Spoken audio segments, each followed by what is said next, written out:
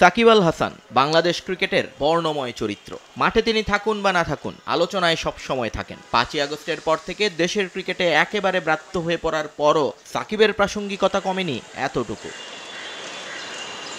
সাকিবকে নিয়ে এখনকার আলোচনাটা অবশ্য একেবারে ক্রিকেটীয়। চ্যাম্পিয়ন্স ট্রফির দলে তিনি থাকছেন কিনা, কারণ অধিনায়ক শান্ত নাকি সোজা সাপটা জানিয়ে দিয়েছেন পাকিস্তান দুবাইয়ে সাকিবকে তার চাই, কিন্তু চাইলেই তো আর হচ্ছে না। সাকিবকে তো থাকতে হবে খেলার মতো অবস্থাতেও, কারণ সরকার এবং বিসিবির গ্রিন সিগন্যাল পেলেও যে সাকিব থাকবেন সেটা কি এখন আর বলা যায়?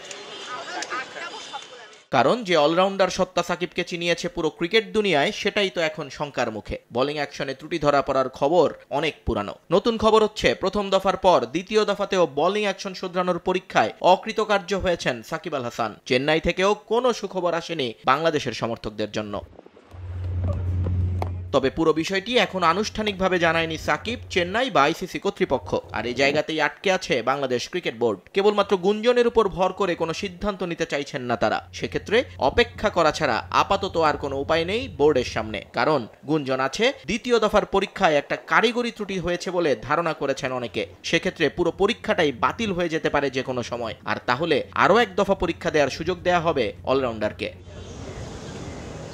এদিকে বোলিং অ্যাকশন পরীক্ষা নিয়ে আইসিসির আইন বলছে, পরপর দুবার পরীক্ষায় অনুত্তীর্ণ হলে পরের 1 বছর কোনো পর্যায়ের ক্রিকেটে বোলিং করতে পারবেন না সেই বোলার। পরীক্ষার এই আইন নিয়ে আছে ভিন্ন ব্যাখ্যাও। অনেক ক্রিকেট বিশ্লেষকের মতে, দুবার ফেল করবার পরও বোলিং অ্যাকশন শোধরাতে কাজ করতে পারবেন বোলার। তৃতীয়বার পরীক্ষা দেওয়ারও সুযোগ দেওয়া হবে তাকে, তবে একটা নির্দিষ্ট সময় পর। কিন্তু সেখানে পাশ করতে না পারলে 1 বছরের নিষেধাজ্ঞা নেমে আসবে বোলারের উপর। সাকিব এখন ঠিক কোন পর্যায়ে আছেন সেটা একমাত্র বলতে পারবেন সাকিব আল হাসান নিজেই।